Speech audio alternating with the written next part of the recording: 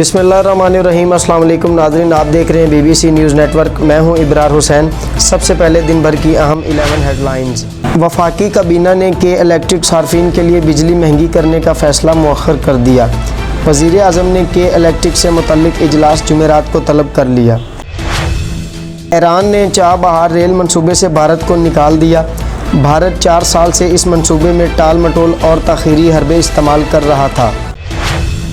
कामयाब नौजवान प्रोग्राम के दूसरे मरहले की मंजूरी, 25 अरब रुपए जारी। दूसरे मरहले के लिए मार्कअप 6 से 3% कर दिया गया। सुप्रीम कोर्ट ने हुकूमत को शुगर मिल्स के ख़िलाफ़ कार्रवाई की इजाज़त दे दी। हुकूमत और इदारे कानून के मुताबिक कार्रवाई करें अदालत। तोशा खाना रेफरेंस में नवाज शरीफ की तलबी का इश्तिहार, लंदन फ्लैट्स पर लगाने का फ़ैसला। नैब ज़राए के मुताबिक पाकिस्तानी हाई कमीशन के अहलकार इश्तिहार चिस्पा करने इमन फील्ड जाएंगे। रियासती इदारों पर तनकीद पर जावेद हाशमी के ख़िलाफ़ मुकदमा दर्ज। पुलिस ने जावेद हाशमी की गिरफ़्तारी के लिए स्पेशल टीम तश्कील दे दी। इतिहाद एयरवेज़ 16 जुलाई से पाकिस्तान के लिए अपनी परवाज़ें बढ़ाएगी। इतिहाद एयरवेज़ लाहौर से 7, कराची से 3, जबकि इस्लामाबाद से 2 परवाज़ें चलाएगी। सरकारी मुलाजमीन की जबरी रिटायरमेंट के ख़िलाफ़ करारदाद पंजाब असम्बली में जमा।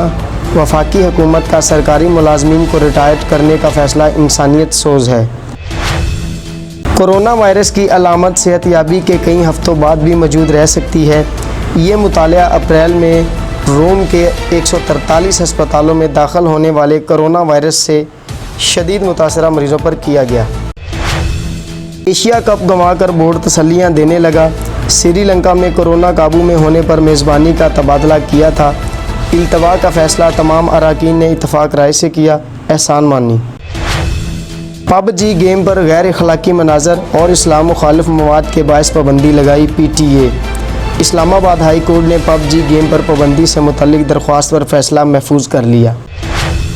नाज़रीन, ये थी दिन भर की अहम 11 हेडलाइंस। इब्रार हुसैन को दीजिए इजाज़त। मज़ीद अपडेट्स के लिए देखते रहें BBC न्यूज़ नेटवर्क। अल्लाह हाफिज़।